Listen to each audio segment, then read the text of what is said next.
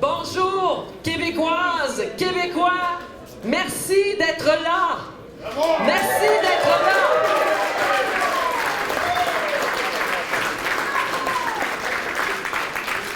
Mon nom est Caroline Desbiens, je suis députée du Bloc québécois pour Beauport, Côte-de-Beaupré, d'Orléans, Charlevoix, Montmorency, Charlevoix et Locoudre. Monsieur le chef, Yves-François Blanchet, bienvenue dans Charlevoix.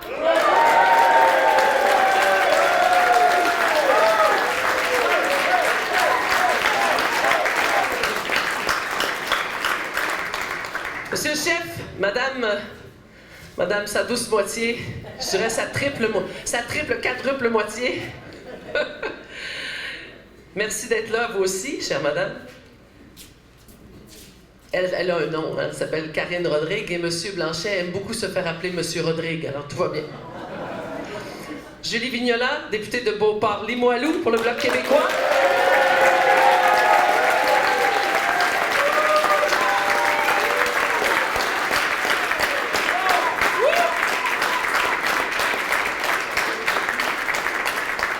On a de la visite du Saguenay.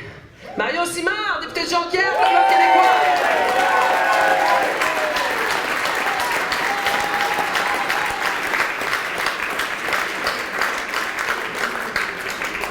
Évidemment, nous avons ici quelques élus. Nous avons des candidats aussi aux prochaines élections pour le Bloc québécois. Je vous salue amoureusement, fraternellement, éternellement d'être là.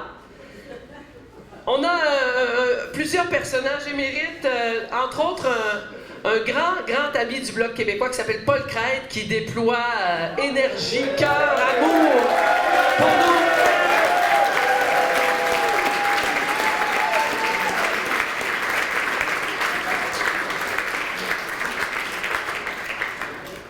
Nous avons bien sûr, toute forme d'art suit le mouvement souverainiste dans son essence. Alors nous avons toute forme d'art ici. Nous avons bien sûr de la musique à vous proposer, un petit volet musical, mais nous avons de la grande visite.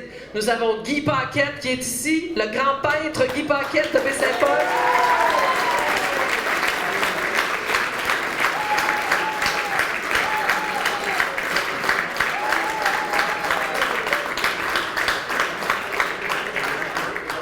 J'ai vu Yves Desgagnés aussi qui est là. Bonjour Yves Desgagnés.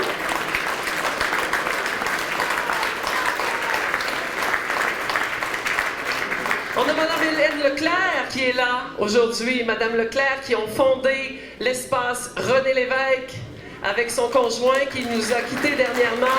Que l'on salue s'il nous entend. Hélène Leclerc, bienvenue à Baie-Saint-Paul. Je vais laisser mon collègue Simon Bérubé, que je vous présente à l'instant, candidat dans Québec Centre.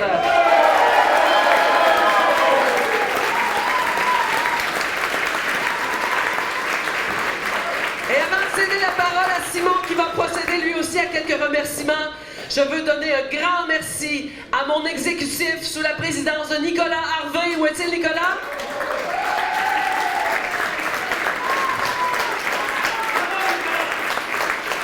Quelle machine exécutive du Bloc québécois dans Charlevoix! Wow!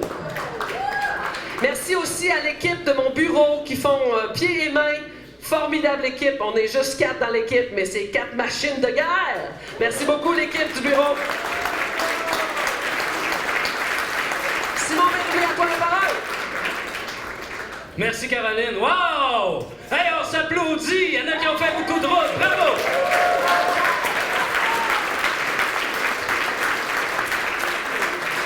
Alors, mon nom est Simon Bérubé, je suis votre candidat dans Québec Centre, aussi président régional pour la région de la Capitale-Nationale. Alors, j'aimerais saluer quelques collègues qui sont ici aussi, comme Nicolas Harvey, qu'on vient de nommer, qui est président dans Montmorency-Charlevoix, Benoît Lemieux, président dans Louis-Hébert, si vous voulez lever la main pour qu'on vous voit. Jean-François Gagnon, président dans Louis-Saint-Laurent. Oui.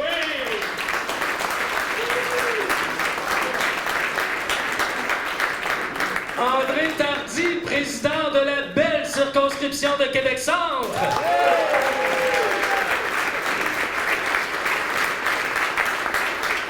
On a aussi des présidents d'associations de circonscription du Parti québécois. Et évidemment, Patrick Côté, président du Parti québécois de Charlevoix, Côte-de-Beaupré.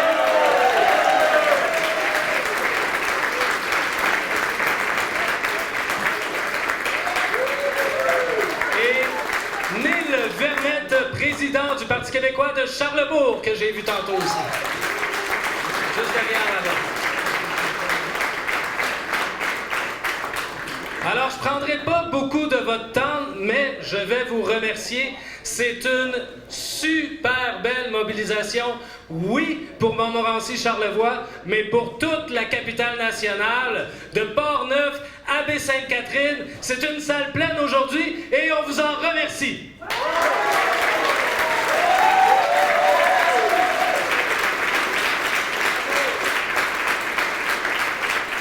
Vous le savez, on a un échéancier électoral qui arrive à grands pas.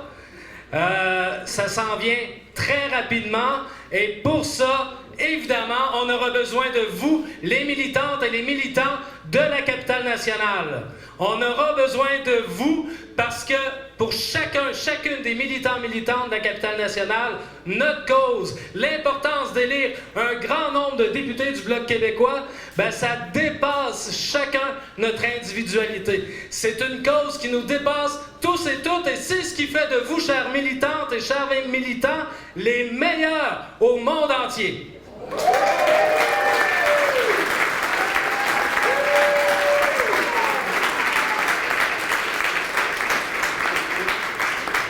Qui aurait dit, il y a quelques années, qu'on allait avoir de si belles, si grandes et si remplies salles pour des rassemblements du Bloc québécois? Qui l'aurait cru? Mais on a réussi, mes amis, et la prochaine étape, c'est pas compliqué, c'est des victoires dans les circonscriptions de la capitale nationale.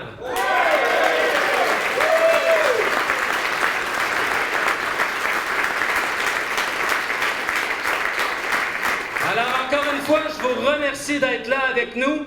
Un bon dimanche matin. Merci au chef, évidemment, d'être parmi nous ce matin. Très apprécié. Et je passe la parole tout de suite à notre chère députée, notre hôte, Caroline Desbiens.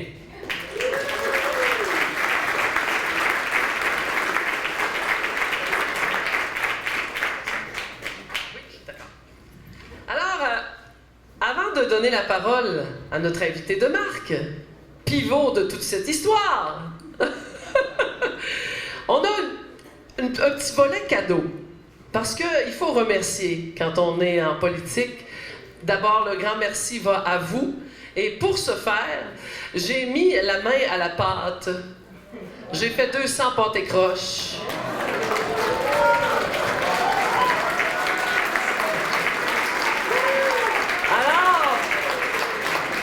Alors, j'espère qu'on n'en manquera pas. Si on en manque, c'est pas grave, vous passerez vos commandes après l'événement. Nous avons des pâtes et croches, nous avons des petites brochettes de produits du terroir de Charlevoix, accompagnées d'un petit porto au bleuet, fait dans Charlevoix également. Nous avons des petits biscuits, des petits muffins pour les dents sucrées, café, bière sans alcool, et tout ce qui va avec, c'est-à-dire plein d'amour et d'amitié pour vous, nos militants et militantes, et encore merci d'être présents parmi nous. Je salue la presse également de s'être déplacée. Merci beaucoup à toutes les équipes de télévision, de radio et de réseaux sociaux qui sont ici présents aujourd'hui. Merci d'être là.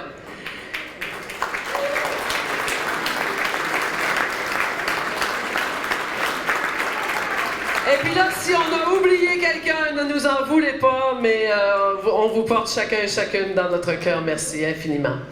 On a deux petits volets cadeaux, parce que les arts, je vous l'ai dit tantôt, les arts accompagnent depuis toujours le mouvement souverainiste dans tous les paliers. Et nous avons pour notre chef Yves-François Blanchet quelques petits présents. Alors, avant de vous remettre ceci, je vais vous dire que envers et contre tout, La personne qui m'a le plus inspiré en politique, elle est assise devant moi. Il s'appelle Yves-François Blanchet. Et si aujourd'hui on fait ce qu'on fait, c'est parce qu'un jour Yves-François Blanchet a dit oui, je m'en vais faire redresser le Bloc québécois, je vais devenir chef du Bloc québécois. Et c'est là, mes amis, c'est là que tout a changé pour le mouvement souverainiste. Merci beaucoup, Yves-François Blanchet.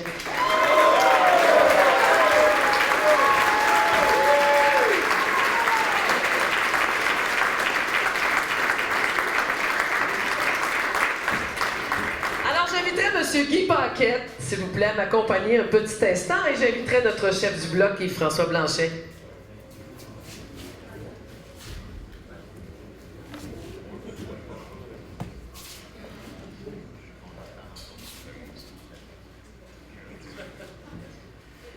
Alors, on a pensé que ça ferait plaisir à Yves-François parce que Yves-François, c'est un gars de culture. Il est animé par tout ce qui est culturel, évidemment, parce que la culture, c'est ce qui bâtit l'esprit d'un peuple, c'est ce qui inscrit le peuple dans l'histoire également. Donc la culture, c'est extrêmement important pour nous tous, mais particulièrement pour Yves-François, je le connais bien, je le sais qu'il apprécie. Donc, Guy Paquette a sorti un magnifique livre cette année, un livre d'anthologie numéroté, donc ce n'est pas une pièce qui est à grand déploiement, mais c'est une pièce de collection. Alors j'ai demandé à notre ami Guy Paquette de le dédicacer pour l'offrir à notre chef. Alors voilà.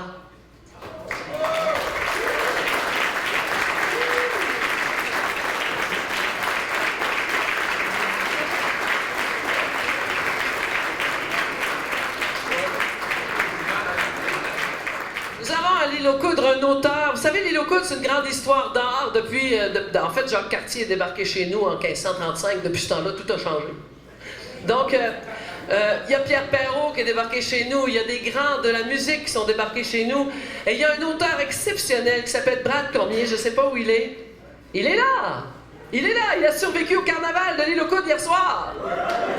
Il a écrit un livre exceptionnel qui s'appelle Riviérance, qui parle de la progression, l'histoire du peuple québécois, le peuple français à l'intérieur de l'Amérique. Alors j'aimerais que tu remettes ton livre à Yves-François Blanchet.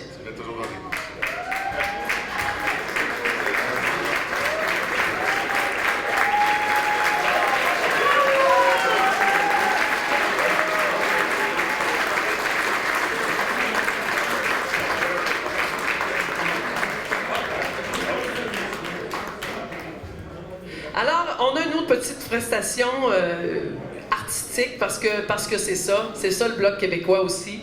Je vais inviter ma fille Marie-Lo à venir vous offrir une chanson très particulière, une chanson qu'elle a choisie elle-même parce qu'elle voulait qu'on s'adresse à la population qui réfléchit en ce moment à son avenir, et ça, toute allégeance politique confondue. Je pense que nous sommes tous appelés au moment actuel à réfléchir sur ce qu'on va faire avec ce pays-là, avec ce territoire-là qui nous appartient, avec cette langue-là qui nous appartient, ces valeurs-là qui sont les nôtres. Et il y a une très grande chanson qui a été écrite il y a plusieurs années qui évoque exactement ce que pourrait être notre vie si nous ne prenions pas en main notre destin le plus rapidement possible. Marie-Lo Desbiens-Dufour qui va nous interpréter « Mommy ». Mommy, mommy, I love you dearly. Please tell me how in French my friends used to call me. Pour le liseur, Pierre-Jacques Louise, groupe Pinot, Gauthier Fortin, Robichaud, Charlot. Too late, much too late. I love you dearly. Please tell me where we used to live in this country. What's your name, oh mommy? Too late.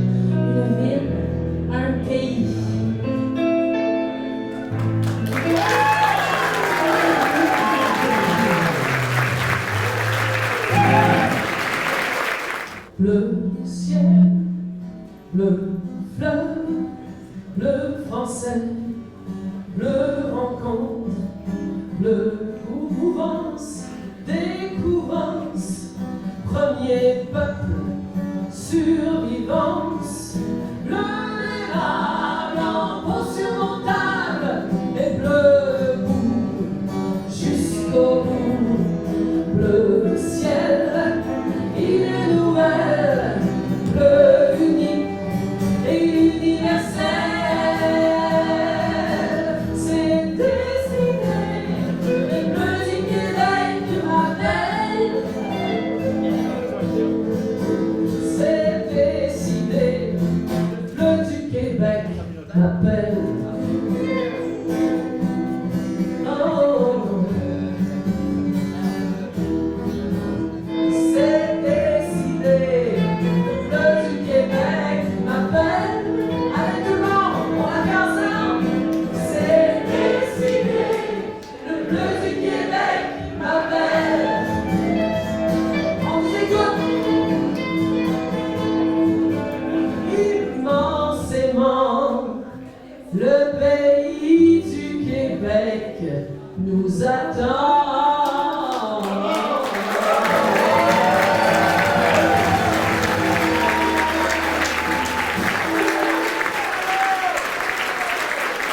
Merci, mesdames et messieurs, accueillez chaleureusement, avec tout mon cœur de patriote, le chef du Bloc québécois, Yves-François Blanchet.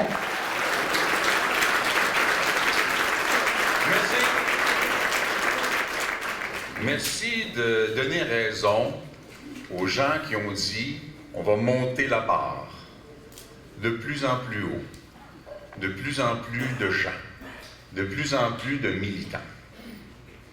Et avant même les salutations, j'ai très envie de vous dire, on n'a jamais cru que le chemin allant nous amener au pays du Québec serait exempt de chaos ou de moments plus difficiles. Mais ça ne nous empêche pas, même si nous sommes à la veille d'un de ces moments ou d'une de ces périodes qui pourraient être difficiles, ça ne nous empêche pas. Et même ça nous crée l'obligation d'être heureux de nous retrouver tous ensemble ici aujourd'hui, nombreux, solidaires et soudés ensemble. Merci d'être là.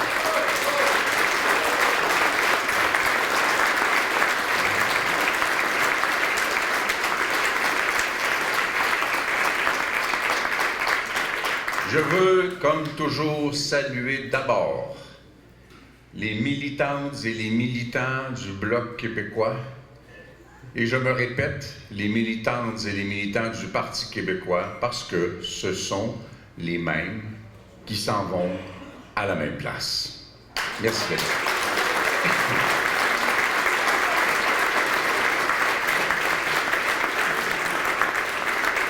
Salutations, ma gang de gâtés, parce que salutations à votre députée qui vous gâte, Caroline Desbiens. Yeah. Salutations à Julie, toujours un plaisir. Marius Simard, un peu moins un plaisir, parce qu'on est toujours ensemble en train de faire des mauvais coups. Les amis candidats, Pat est là, évidemment Simon, il y en a certainement d'autres, je sais que je vais en oublier, là, je vais m'en vouloir. Merci d'être là, tout le monde. Monsieur Paquette, c'est un honneur que vous soyez parmi nous. Le président de comté, Nicolas. En fait, j'ai envie de dire, j'ai des amis qui... Bon, je suis tellement toujours rendu ici qu'éventuellement, tu finis par avoir des amis. Fait que, Nicolas, c'est plus un ami qu'un président de comté. Puis j'ai des vieux chums. Marc Dean, là-bas, là, le rouge, mais c'est un chandail d'équipe de sport. C'est la seule affaire. Marc Dean, vieux chum, on a convenu qu'on ne racontait pas tout ce qu'on a fait ensemble. Jacques Aymon, le chauffeur de l'autobus de campagne, les 2 dernières fois, il est à l'entraînement parce que ça va repartir bientôt. Ça va repartir bientôt. Et... on a convenu avec l'entreprise et tout, puis ça a l'air que tout le monde voulait ça. Jacques voulait revenir, j'exigeais que ce soit Jacques, puis l'entreprise était d'accord, fait que... à bientôt. Et une salutation spéciale un peu plus difficile, Hélène. Louis avait le courage du bonheur. La dernière fois que je l'ai vu, sa santé était au mieux très incertaine. Il souriait, il s'exprimait, il goûtait chaque moment qu'il avait, malgré tout. Et je me suis dit, c'est le courage du bonheur. Et c'était sûrement à cause de toi, Hélène. Merci d'être là.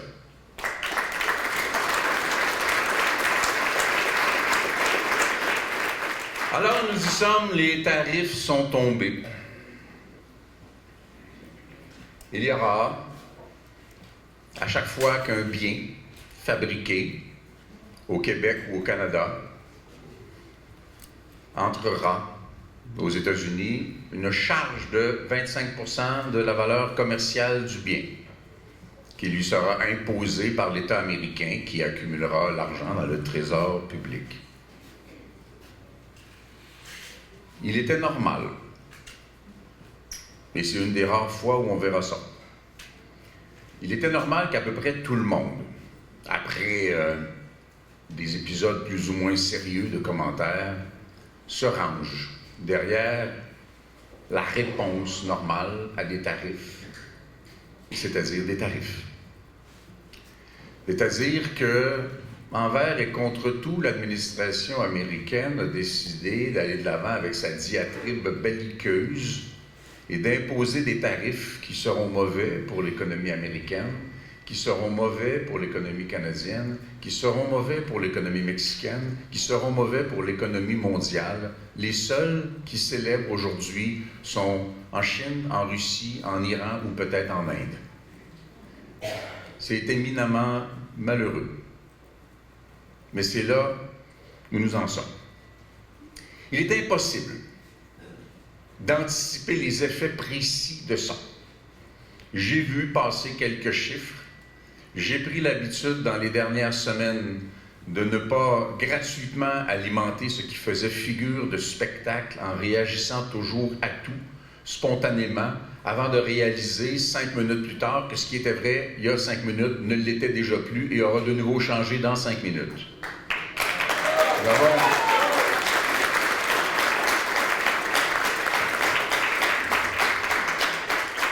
Nous avons peu de temps pour mesurer avec les experts qu'on rencontrera. Il y a déjà des téléphones qui se font sans que ce soit sur la place publique. Ce que sera la portée, ce que seront les effets. On peut penser qu'un des dangers les plus imminents, c'est de nous envoyer en récession. Avec la misère, la douleur que ça va infliger à des gens. Ça nous envoie d'abord et surtout dans l'incertitude. Et je le dis en toute candeur, je m'étais trompé, j'avais dit ça n'arrivera pas, les tarifs transversaux là, applicables sur tout, ça n'arrivera pas. Et ça arrive.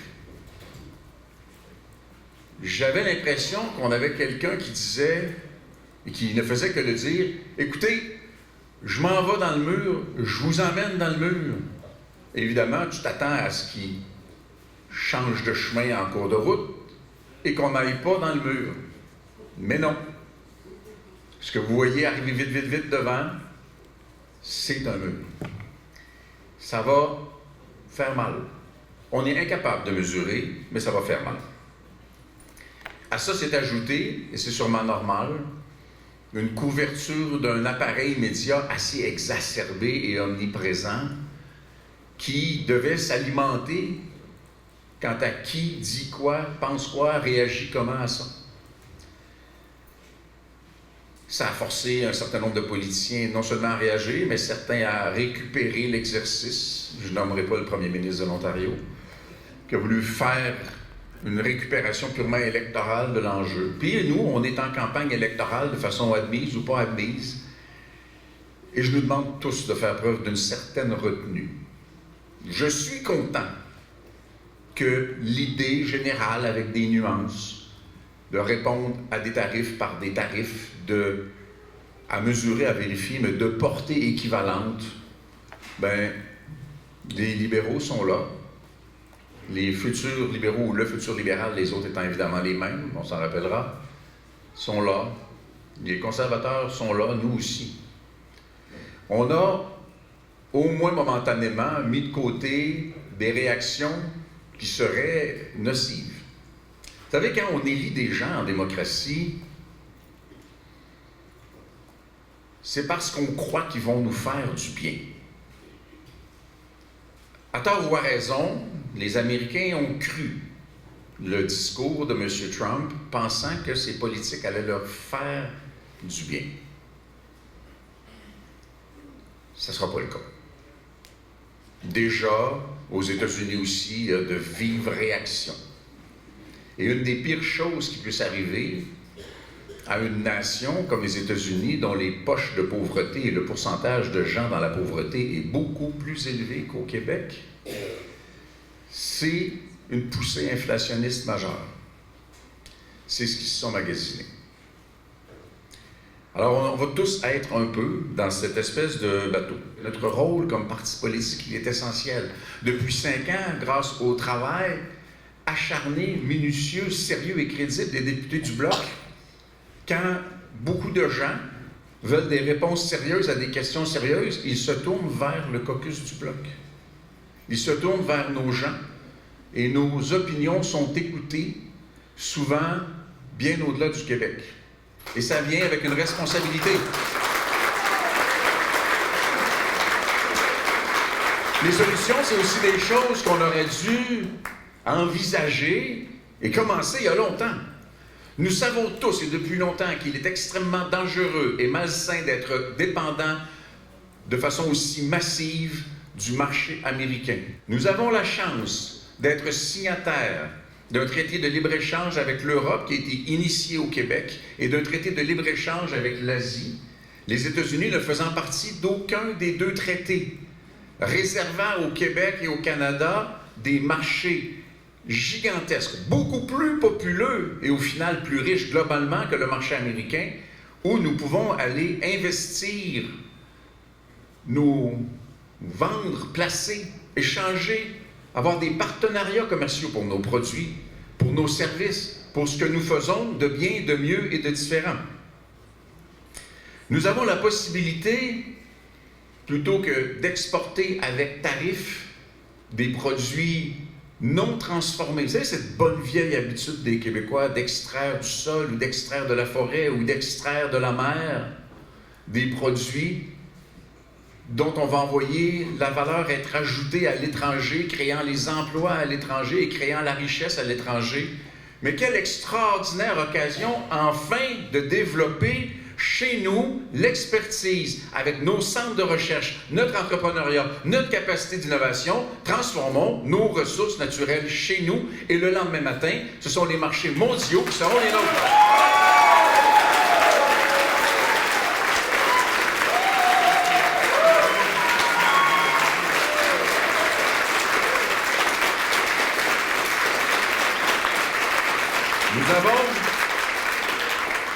Nous avons brisé, en étant les premiers, nous, les souverainistes, favorables à un traité de libre-échange, le premier dans les années 80, avec M. Reagan et M. Mulroney.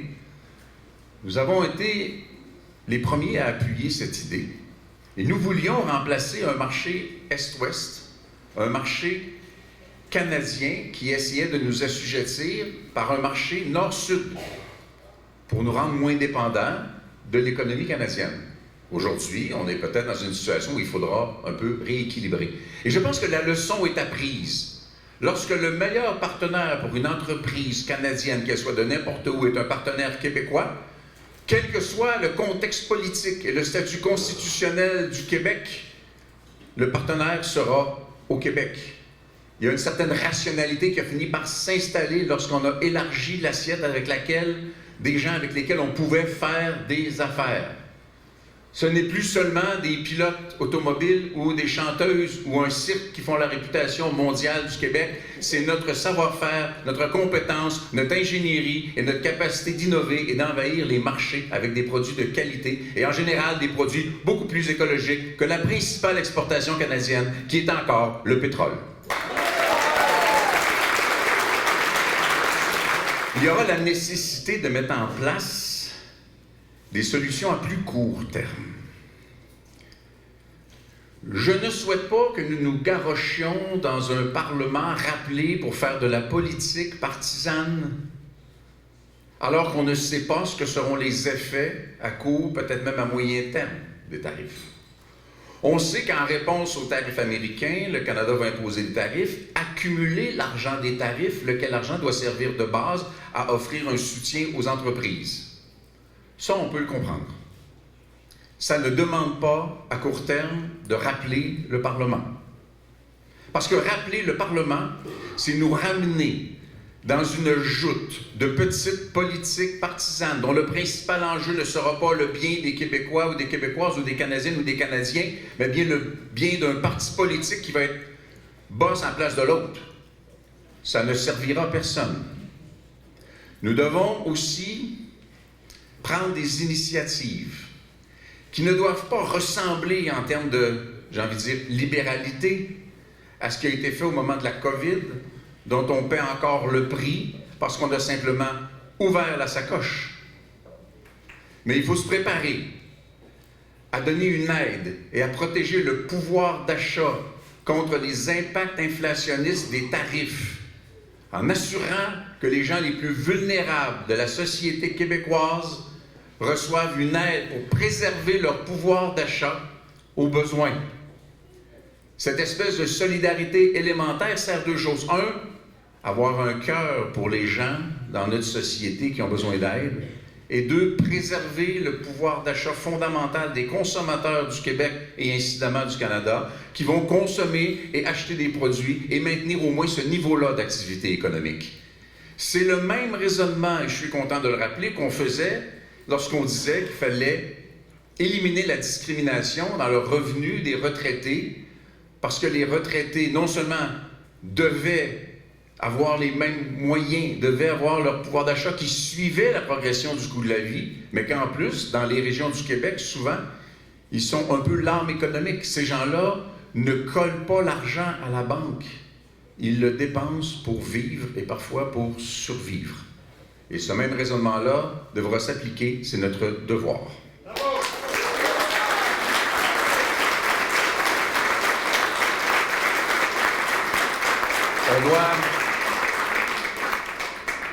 On doit se faire confiance. On doit se faire confiance. On doit sentir individuellement, chacun de nous, et encore plus fort lorsqu'on est nombreux comme ici aujourd'hui, que nous avons en nous toutes les ressources nécessaires pour justement développer une vision de l'économie, de la création de richesses au Québec, richesses à partager de façon juste, saine, qui soit la nôtre. Quel que soit le défi, nous en avons vu d'autres. Mais dans ce contexte-là, qui va parler pour nous?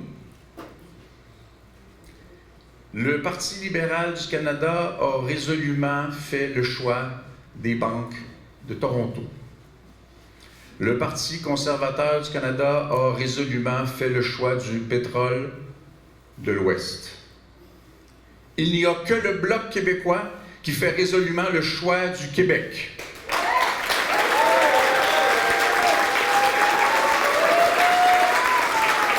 L'aluminium du Québec, le bois du Québec, l'intelligence artificielle développée au Québec, l'aéronautique du Québec, les arts du Québec. Tout ce que nous sommes, tout ce que nous pouvons créer, tout ce que nous pouvons partager, exporter, commercialiser.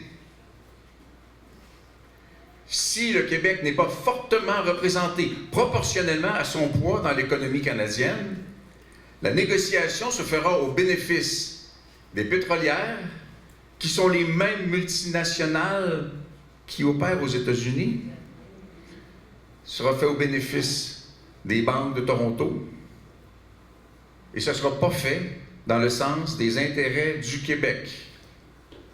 Et vous direz que je suis partisan si vous voulez, mais la seule protection contre ça, c'est le plus grand nombre possible de députés du Bloc québécois à Ottawa.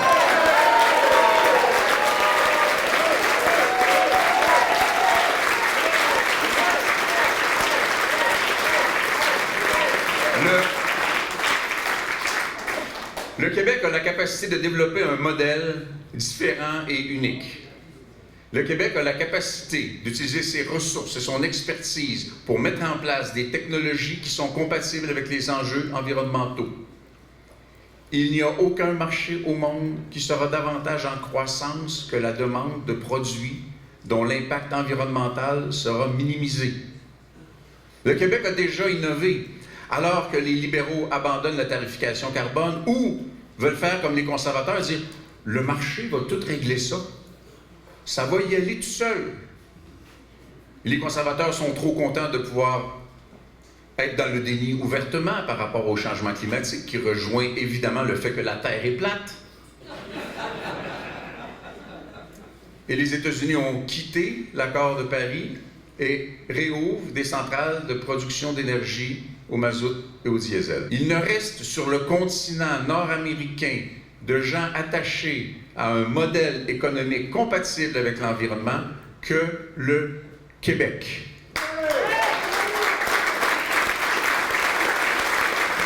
Et ce n'est pas une faiblesse. Et nous ne sommes pas seuls. Le Québec et la Californie sont dans le plus important marché du carbone en Amérique, signé en 2013, et que j'ai eu le plaisir, dont j'ai eu le plaisir de compléter moi-même la négociation avec la Californie quand j'étais ministre de l'Environnement. Ce marché-là, je pensais qu'au bout de 2-3 ans, il allait y avoir quelque chose de meilleur d'inventer ailleurs. Non. Il est encore la meilleure façon. Et il ne s'agit pas, contrairement à ce qu'on entend à trop d'endroits, de vendre des permis de polluer. Il s'agit d'inciter les entreprises à innover au niveau technologique pour réduire leurs émissions de gaz à effet de serre, la facture n'arrivant qu'en cas d'échec de ces entreprises-là ou de manque de volonté.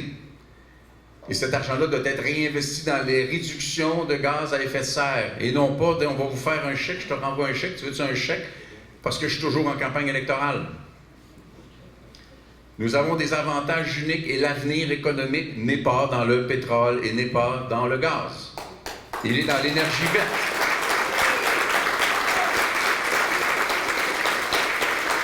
Et peu de gens au monde, et peu de juridictions au monde, s'il y en a, peuvent prétendre être plus compétentes que le Québec en matière d'énergie renouvelable.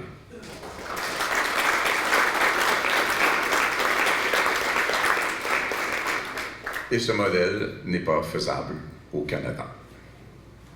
Tant que le Québec appartiendra à l'ensemble canadien, l'argent des Québécoises et des Québécois continuera à être donné en subvention aux pétrolières de l'Ouest canadien qui n'en ont pas besoin et qui, en plus, endommagent de façon de plus en plus clairement irréparable la planète au complet.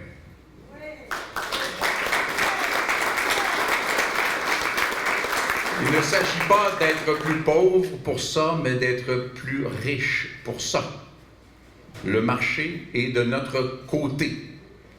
La planète aura besoin de ce que nous savons faire. Et si nous avons la capacité de le faire, nous avons le devoir de le faire. Et si ce devoir nous oblige de quitter le Canada, ben tant mieux.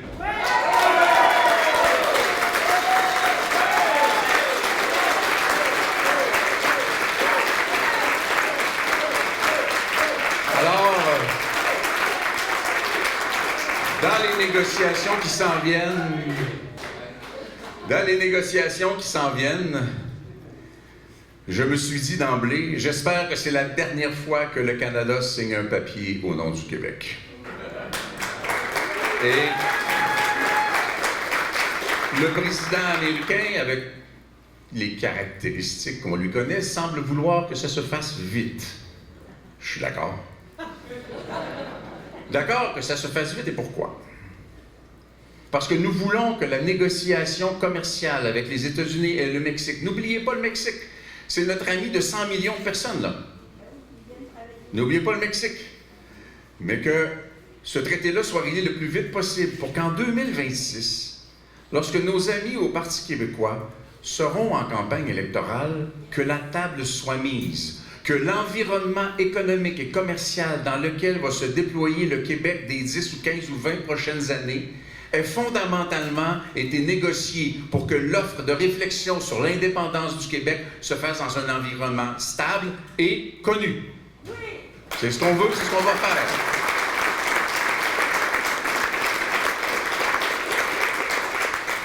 Je disais, vous, dans Charlevoix-Montmorency, vous êtes gâtés. Vous avez une députée qui non seulement fait un exceptionnel travail de députée, mais qui en plus est une incarnation chantée, animée, intense, très intense,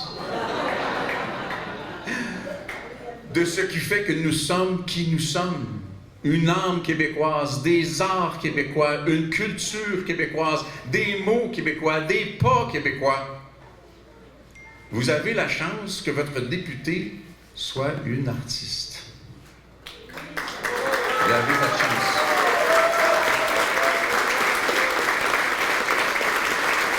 Et les artistes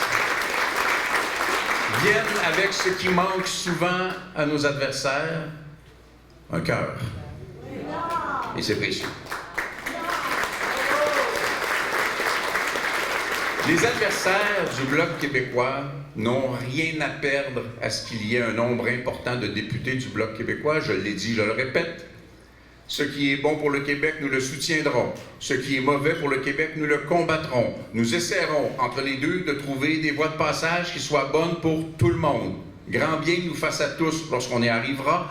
Et Dieu sait qu'on y est arrivé souvent dans les dernières années. La seule raison pour qu'un parti politique autre ait peur du Bloc québécois, c'est s'il a l'intention de faire quelque chose de mauvais pour le Québec. À titre d'exemple, et on y reviendra dans les prochaines semaines, un parti politique fédéraliste, ou deux partis politiques fédéralistes, ou trois partis politiques fédéralistes, qui ont en commun de vouloir financer avec notre argent la contestation de la loi québécoise sur la laïcité largement consensuelle, évidemment, nous allons livrer une bataille de chaque instant.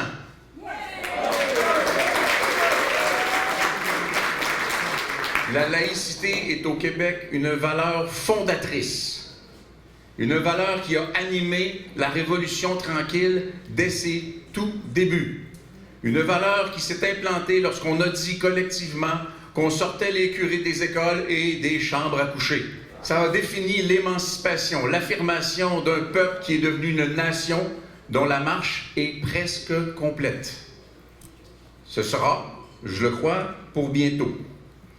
Les autres n'ont rien à perdre à ce qu'il y ait beaucoup de députés du Bloc et le Québec a tout à y gagner. Il y a une condition toutefois à ça. Et les prochaines semaines et les prochains mois en feront foi, que nous le méritions. Que nous méritions cette confiance des Québécoises et des Québécois qui diront, lorsqu'ils entendront parler un porte-parole du Parti québécois ou un porte-parole du Bloc québécois, qui diront, ces gens-là, nous leur faisons confiance, ils travaillent pour nous et ils ne travaillent que pour nous. Nous devons mériter cette confiance-là. Alors, mes amis, Caroline, chers collègues députés, candidats, militants, au travail. Merci beaucoup.